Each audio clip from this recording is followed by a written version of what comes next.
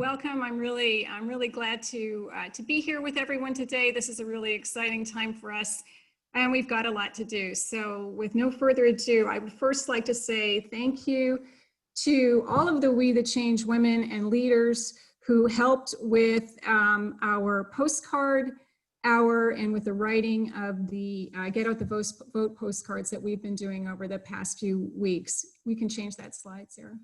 Just change slides. There we go. Just to let you know what we did, everyone, we had over 100 writers. We wrote 18,000 postcards for Reclaim Our Vote.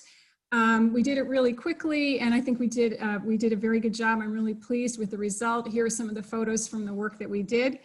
And if we could go to the next slide, in addition to our phenomenal performance, we actually managed to have a baby. So just congratulations to Maya Holiday from Mangrove. This is baby Miles. Maya wanted us to know that she couldn't be with us today, but that she did get all her postcards done. So I just wanted to share that. I think it's a great example of what it means to be doing this work and working together, and what it means for women. It's pretty cool. So thought you guys would enjoy that, and that is with Maya's permission and with her very best wishes to all of us. Can we have the next slide, please? Okay, we've got 19 days until the election, and I spent a lot of time thinking about what we really need to accomplish. And from my perspective, it's a pretty short list. We need to vote.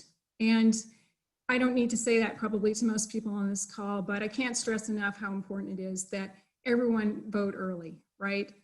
And if you've already voted, then there is still a great deal of work that can be done to help get out the early vote. And that's what we want to focus on. And there are lots and lots of ways, and we're going to share some resources with you, but there are many, many ways that you can help with that. There's a ton of work to be done still. Lots of people have not voted. We want everyone to get votes in as quickly as possible. And so we're going to share some ideas with you about that today and some resources, and I hope that you will help us step up to get that done. This is not specifically the topic of my presentation, but there is a great deal of work that needs to be done to protect the vote and to ensure a fair count. We're going to touch on some of this a little bit later in the presentation, but I just want to be sure that everyone knows that those are sort of two separate efforts, and we need to do those things concurrently. Getting out the vote and protecting the vote are both really important things that need to be done this year, and I urge everyone to put some time and thought into that. Lastly, and this is kind of a sobering one, but I think it's an important one too, we need to be prepared for Election Day and beyond. There's a lot of uncertainty about Election Day. Frankly, we don't know what will happen, and we need to be prepared for that in whatever way we can. And part of what we can do is identify our trusted sources of information for the election, and we can look at, as business leaders, as businesses, as private citizens, we can look at some ways to amplify that trusted information.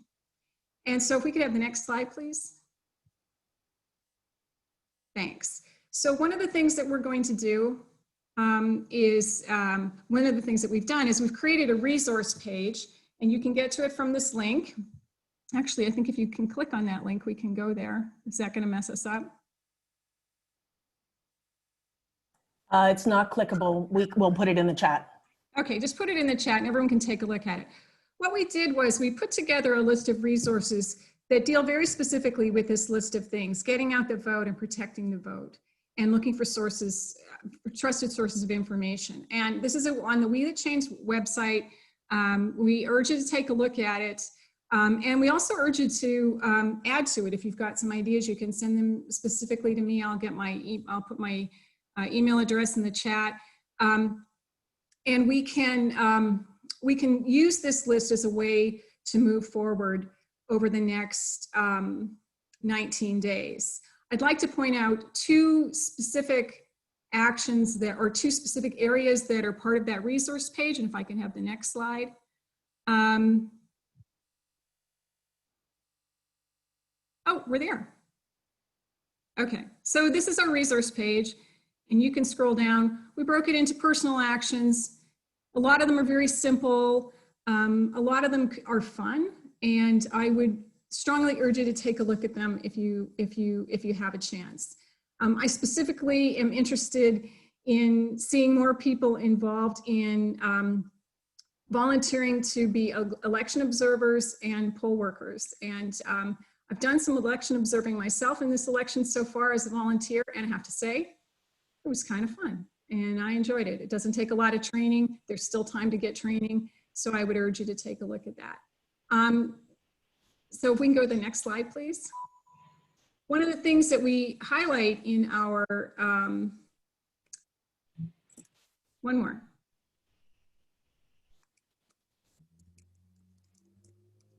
Next slide. There we go, sorry, okay. Oh, I'm sorry, one back.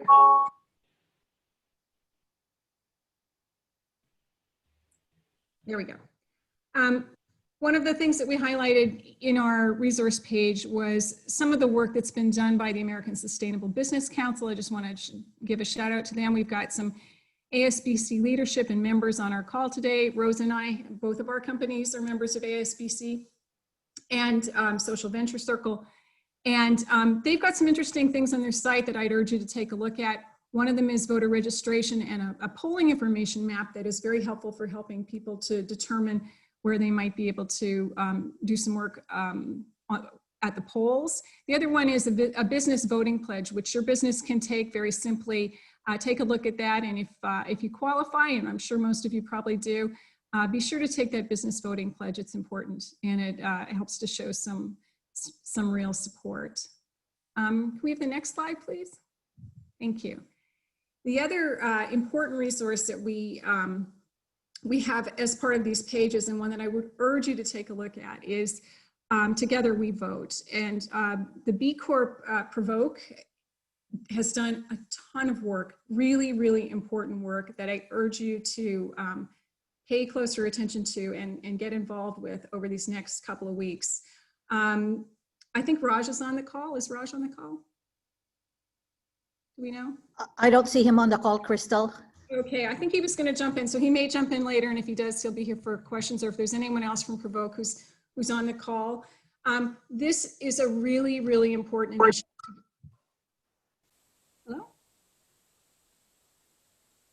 Hello?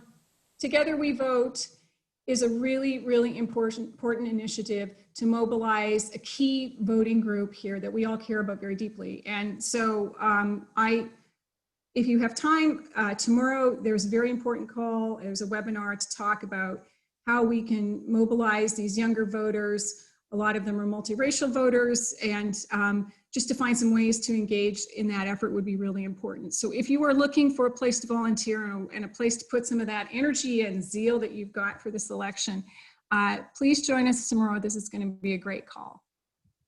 Okay, next slide. Okay. I'm going to wrap this up, and I just want to be really clear about a couple things. There are 19 days, and there is a lot of work that we can do together. I urge everybody to take a little time to slow down, breathe deep, and make a personal plan for what's going to happen over these next 19 days. Okay, 3 weeks from today, you're going to wake up in this election.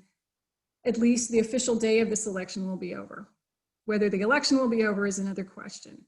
But I think it's important to take some time and really think about what these next 19 days mean for you as a, as an American, or possibly not as an American, if you're not a citizen and you're not voting in this election, but you really care about it. What are the things that you are going to do?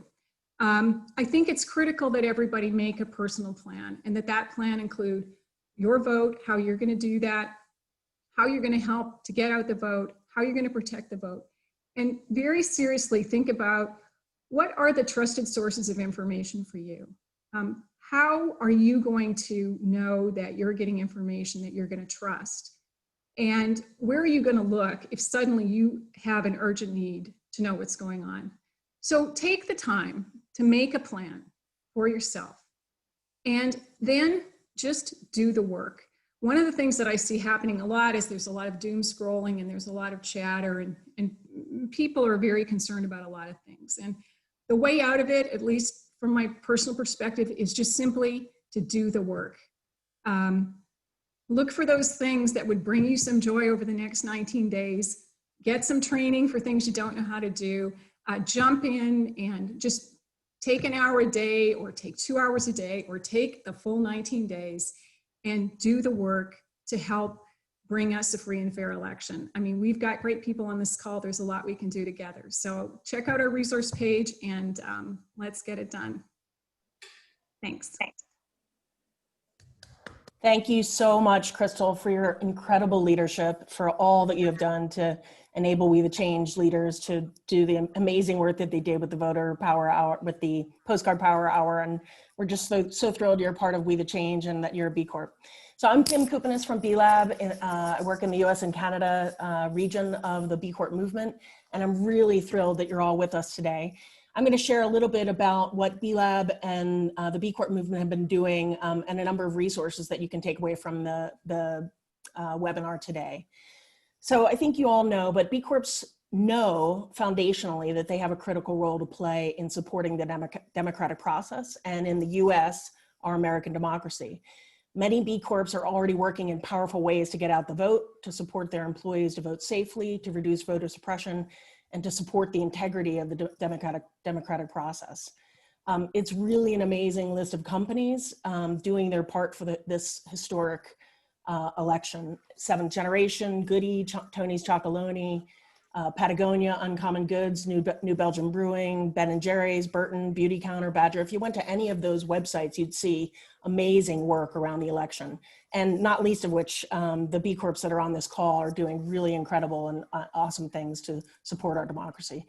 So hopefully some of you got a chance to join us, either WeTheChange or B Lab, for some of our recent webinars where we lifted up the leadership of these B Corps and shared some of those best practices. But today I'm going to share with you some of the things we've been doing behind the scenes at B Lab to support our B Corps and the broader business community.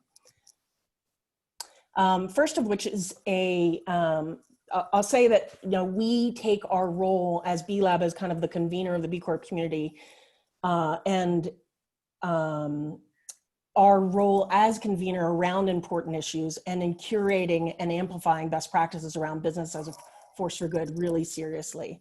So thanks to really incredible work over a month by many B Lab colleagues, Jess Friesen, Vina Harbo, Kara Peck, Becca Quirk, Shani Tucker, and many others, we created an incredible voter activation toolkit and launched it in September. And it's basically a powerful tool for B Corps and all businesses to understand the business case for civic engagement, to access assets and information for your HR team to bring back to engage your employees, ready to share and customizable assets to reach your employees and your broader audiences, and nonpartisan resources, best practice examples, key dates, etc. So if you, I'll put the link to download that toolkit in the chat window.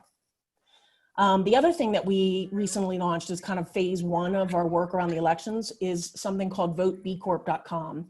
It's a nonpartisan voter activation hub created in collaboration with an organization called Vote Plus 10. And it's an amazing set of high impact actions that individuals can take. And it links directly to nonpartisan partners who can help individuals quickly register to vote, volunteer at the polls, research issues, recruit others, etc. And it's great because it gives you kind of friendly email reminders and encouragement that creates a sense of momentum leading up to the election and a sense of being in a community. So I invite you to download the toolkit and to share it with your internal team as soon as possible, with just 3 weeks left to the election. If your company is ready to get engaged civically, now would be the time. And to share Vote B Corp with your employees and your customers. It's a great set of resources. So I'll put both links in the chat. And so what's next for our work? We're taking our B Corp's vote kind of into phase two.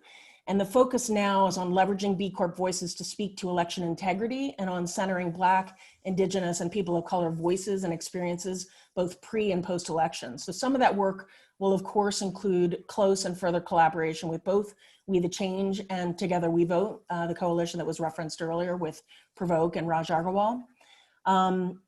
We're super excited to, in addition to that, be partnering with an organization called Civic Alliance. It's a nonpartisan group that's mobilizing the private sector to uphold democracy both before, on, and after November 3rd. And this new partnership is building on the powerful work of both B Corps and the Civic Alliance members broadly, but also those crossover companies that are both certified B Corps and members of the Civic Alliance, like Burton, Patagonia, Nation Swell, and many more.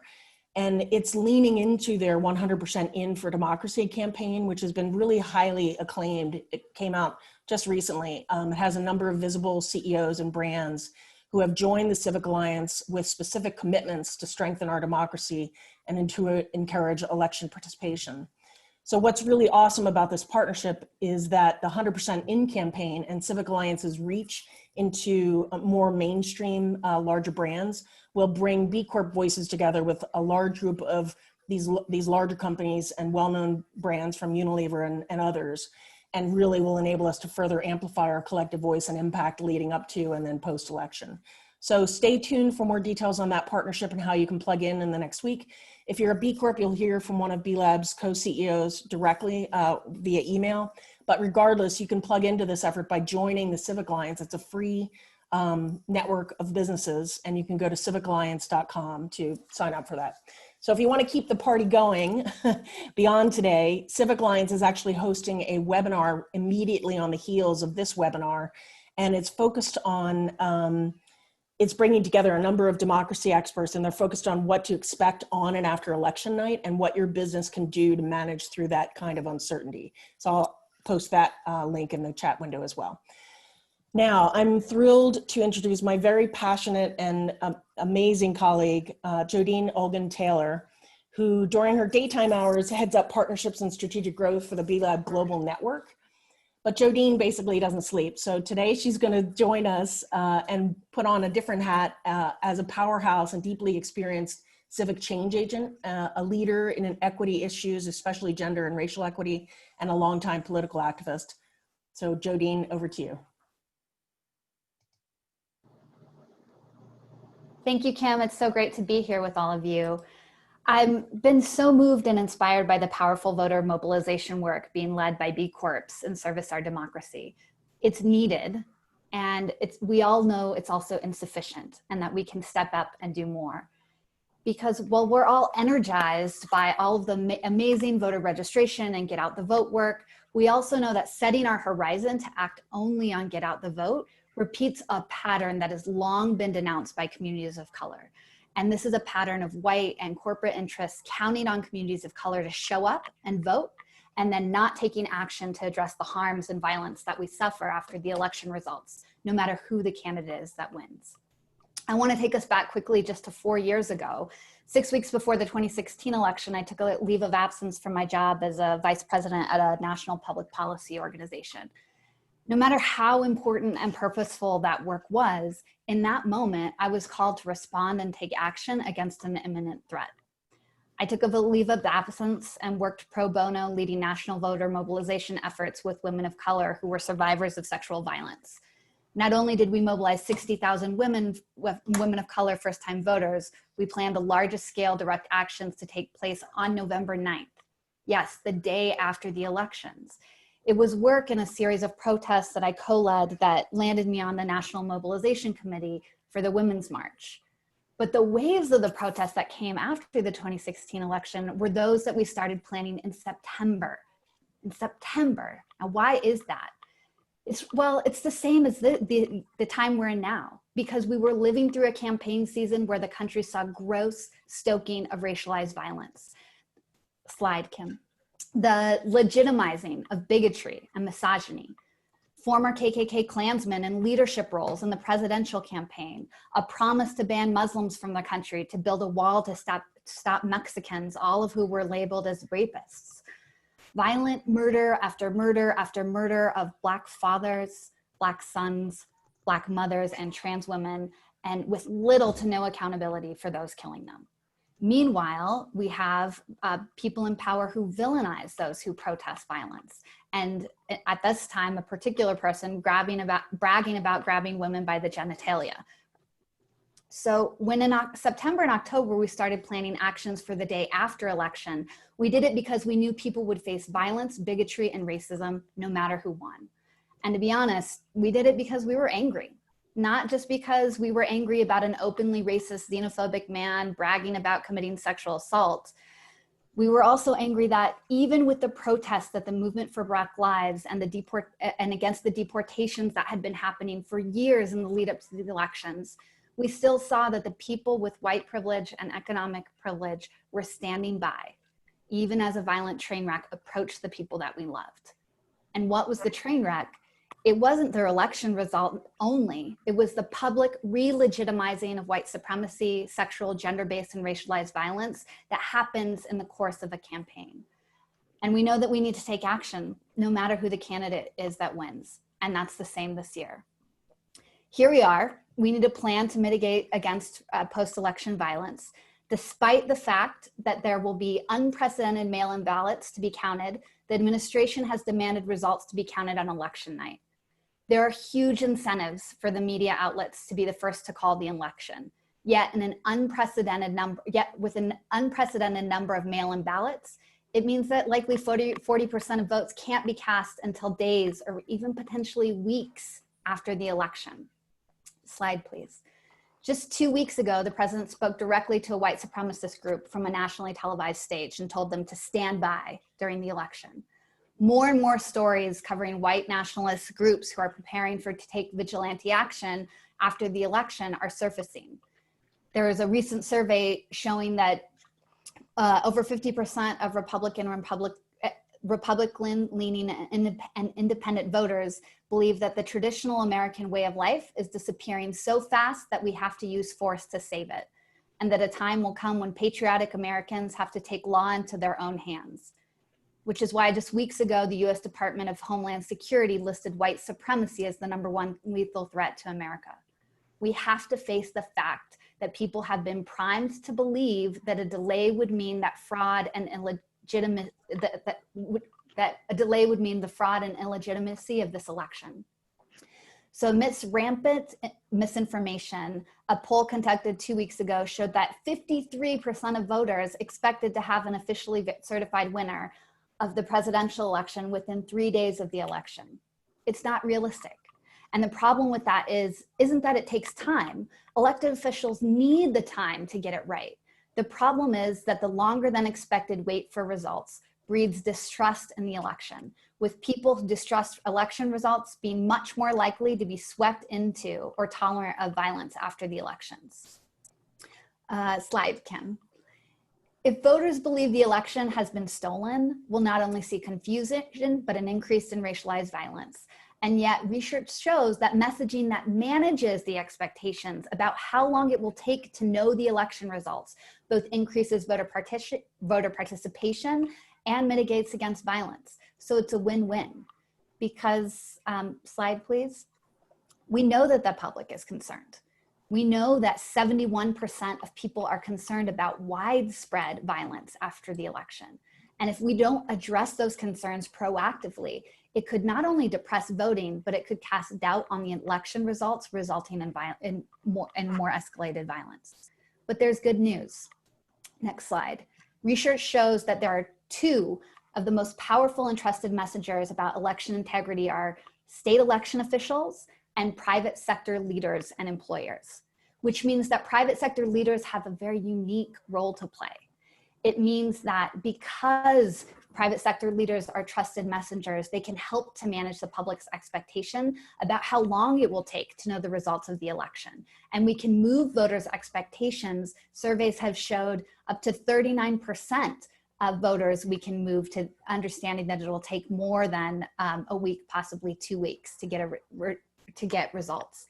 And doing that work of what's called increasing social trust and political science speak can be done the right way and support mobilization. So slide please. Taking the commitment to be anti-racist seriously means it's unacceptable. It is unacceptable not to have a plan to support election integrity.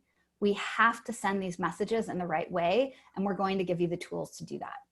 Next slide. Here are 3 ways.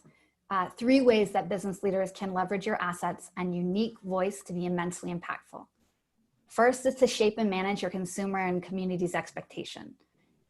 using media and marketing strategies to educate the public and consumers to expect to wait weeks before accurate election results can be determined. We have polling and messaging research to support people to do that.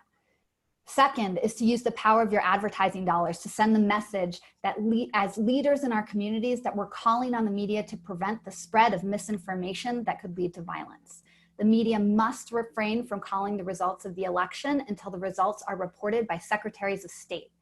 And private companies can pledge to pull any advertising dollars from media outlets who infringe on those guidelines.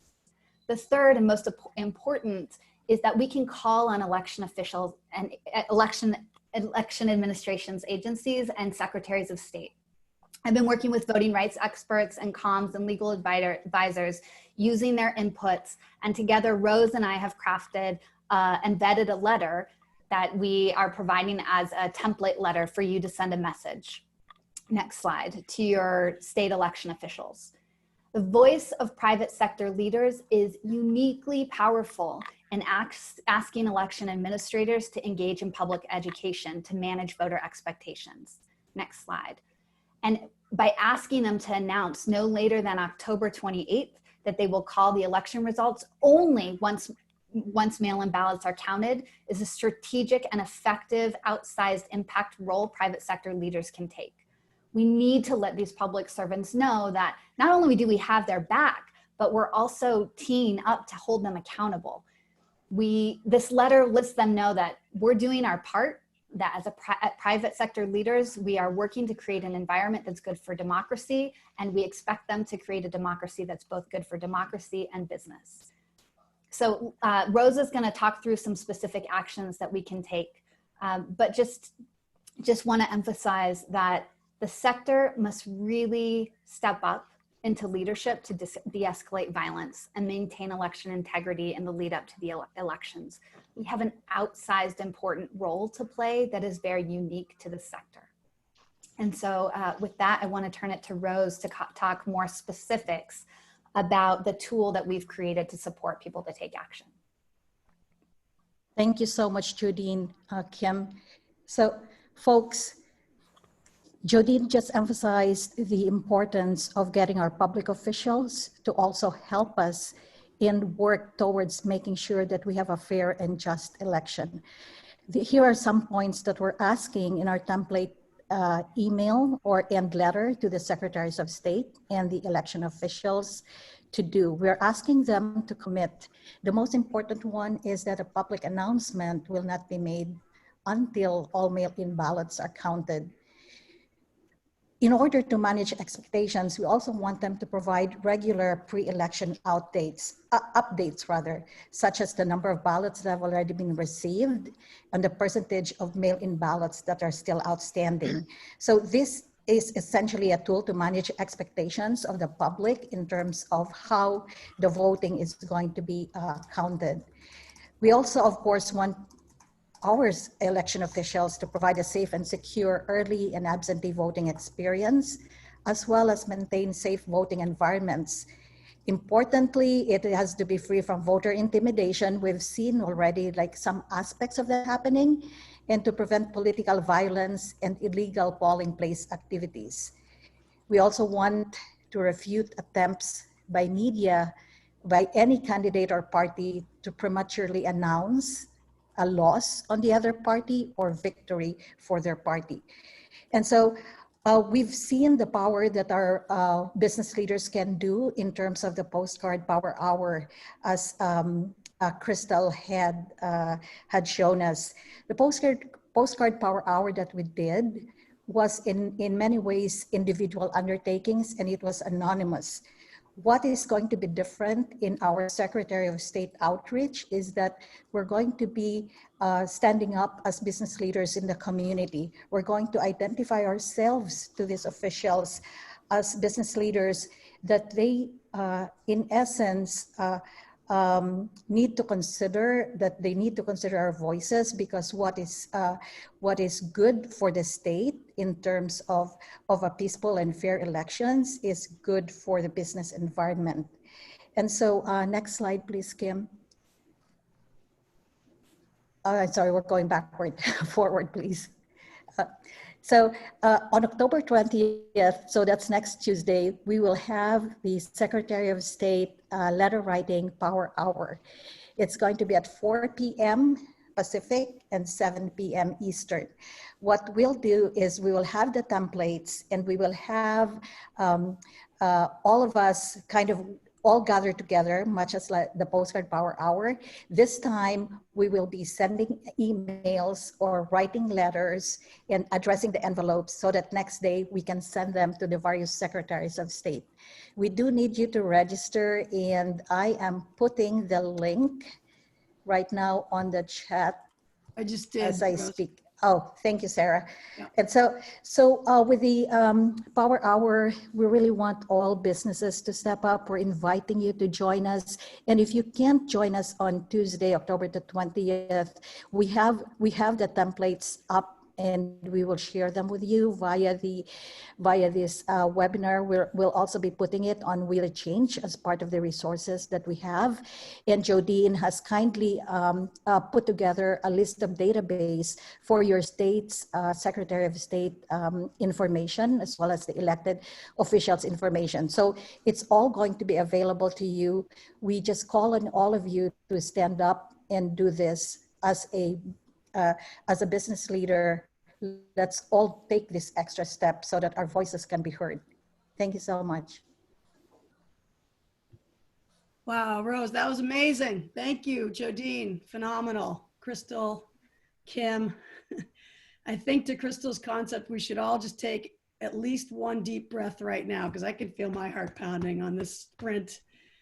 So let's just take a breath together. And I just wanted to mention that for the postcard power hour, I'm sorry, Secretary of State letter writing hour next Tuesday, the 20th at 7. One of our beloved WeTheChange B Corp members from Canada, Lisa Rablick, is hysterical. She's our MC. She hosts, and she says she's calm enough to do it. They're all relaxed. She feels our energy down here. So last time we did the power hour was just fun because, for me anyway, I show up when I have a commitment like that. So I'll be there, and some of us will be there, and Lisa will be there if you want to write together. Okay, so we want to have an opportunity now to breathe, integrate, share, and commit. So what we're going to do is the beloved Zoom breakouts. In a moment, I'm going to put us into breakouts of 3. This is randomly done, so whoever the 2 other people you get is a gift. And the question will just be really 2 questions to speak to. One is, how am I doing right now with all this? And what's one action that I'm inspired to take? You may take more than one, but at least one that basically you're committing to do in front of your 2 colleagues, okay? So it's gonna be 9 minutes. That means 3 minutes apiece. You're gonna have to self-monitor the time. And everyone should speak once before anyone speaks twice, okay? So just decide who goes first. The other 2 people are listening, generously listening, witnessing, not challenging or advising or any of those other things. Okay, so 3 minutes to share where you're at right now and one action you commit to, and we'll come back in 9 minutes. So when you see the Hey Sarah, just quick before you go to breakouts, I just hit the link for registering for the power hour, and the time on it seems like it's off. It looks like it's showing up as 4 p.m. Eastern time. So just wanted to give a heads up on that. Make sure that.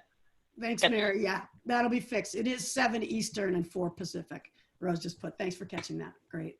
Okay, so we're gonna go to breakout. She said 3 to 4 people, hopefully mostly 3. Enjoy, introduce yourselves. How are you doing right now and what's one action you commit to?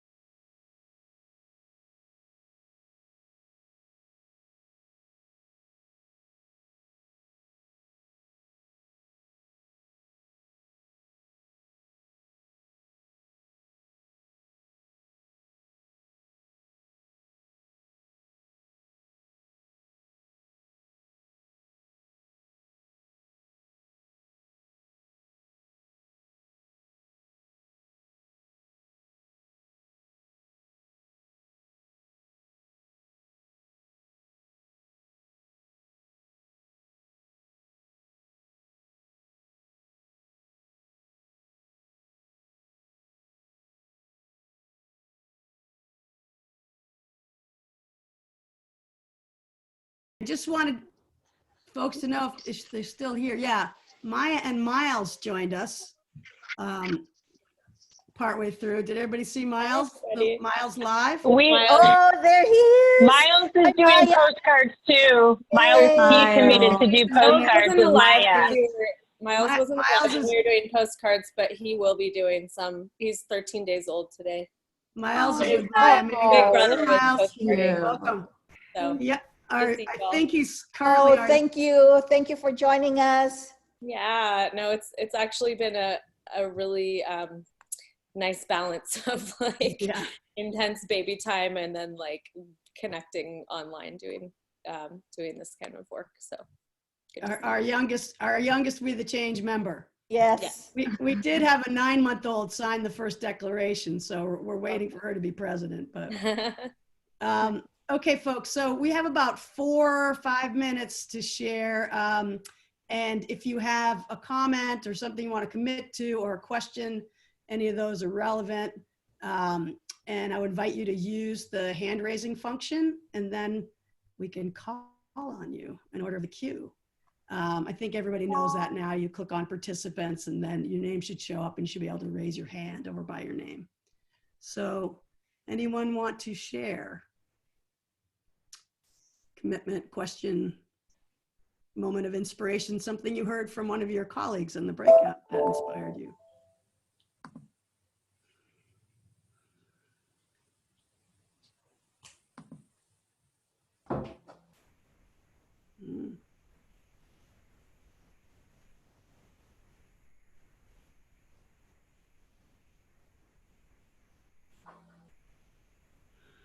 Well, I'll jump in. I've never seen this group be so quiet before. I think we're all just in a state of shock over everything that's going on. I know that many of us in the We the Change group are running smaller businesses. And so I just wanted to share something that, since I don't have employees, I work with contractors. I've been thinking, well, what can I do? So 2 ideas that I have is, one, definitely leveraging my newsletter. So next week's edition that's going to be going out is going to be basically focused on get out the vote, sharing a lot of the resources that have been shared within the B Corp community. I'm also going to look into seeing if my contractors want to put in a couple of hours on get out the vote efforts, and I would pay them for that. And then also, I love the voter activation hub that B-Lab has put together. And so I actually put it in my email signature because, I may not have that many employees, but God knows I send a lot of emails. So I figure that's just one more little opportunity to get the word out. And as many of you, as several of you know, I know we've kind of talked about this, I am also clearing my calendar for the days post-election, just because I want to be prepared for, whatever mobilization efforts we need support. So that's a few things that I'm working on. And just thank you to all of you who are like organizing all of this stuff, because I'm definitely relying on the resources that you're all putting together. Thank you, Carolina.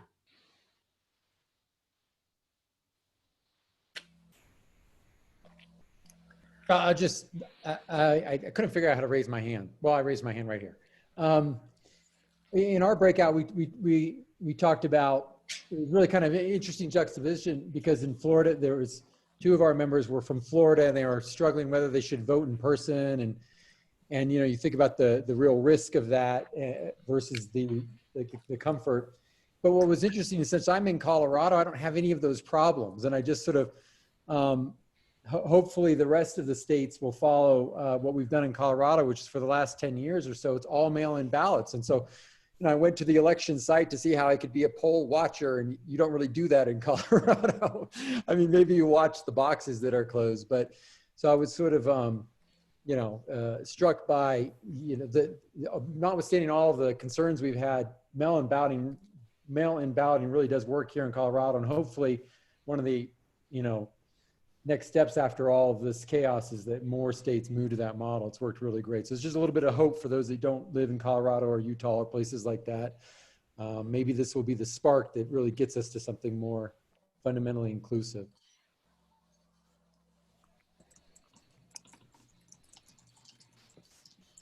Thank you, Jim.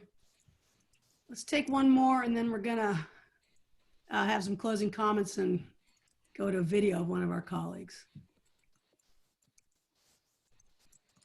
Anybody wanna? Sarah, I just posted an invitation to all. Green Retirement is hosting Mariam of Office Yoga. She's a fellow B Corp with the high levels of stress and anxiety about the elections.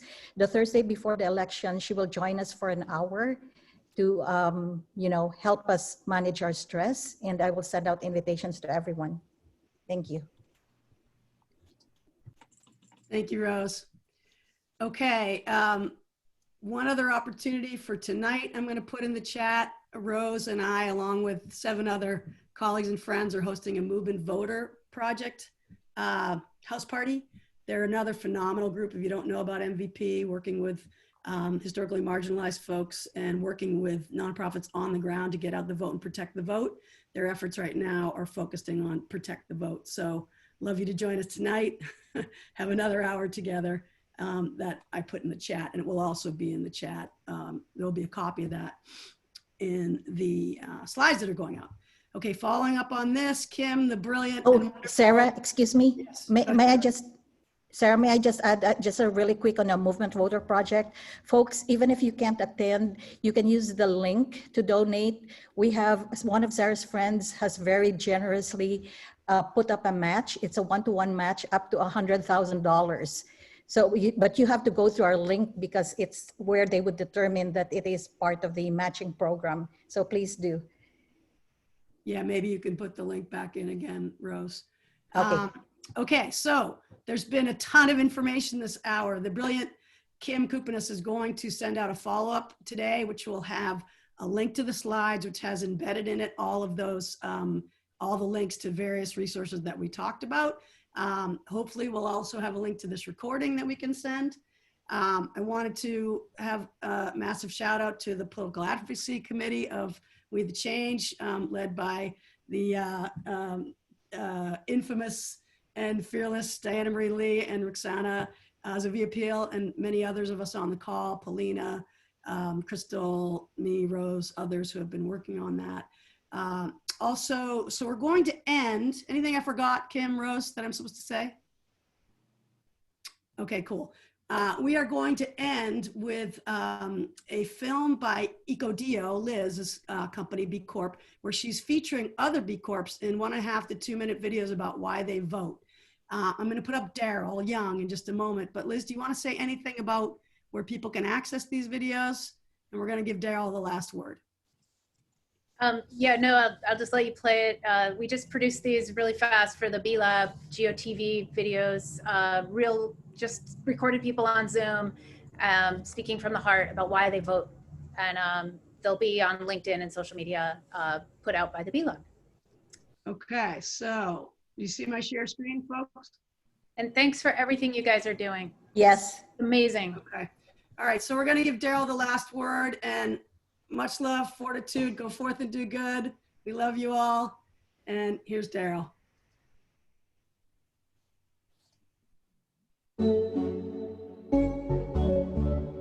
I vote because I am the father of an 11-year-old girl who means the world to me, and a 7-year-old son that he's my mini-me. I love them both dearly, and I worry about their future in this country that we're growing up in today. I want my daughter to have the opportunity to have equal pay for equal work. She's so smart and talented. She should be paid as such. I care that my son has all the opportunities that should be afforded to him from his hard work and his dedication to things that he has a passion for and he loves. I care that my kids don't have to worry about their dad coming home after a long day at work because of a chance encounter with police officers. I care about my children's future. And that's why I vote. Make a plan. Use your power. Vote. It froze.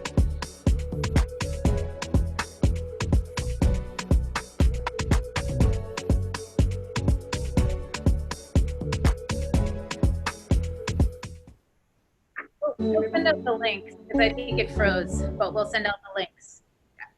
Okay, we'll send out the link. Bye, everybody. Be well. Take care. Thank you. Thank you, everybody. This was amazing. Yep. Yeah, this was awesome. Thank you. Thank you Love all. talking. Thanks for We being here. hope, we hope to see We'll you keep next seeing you. Tuesday. Yeah. Sign up for next Tuesday. Bye. Thank Bye you. for now. Bye.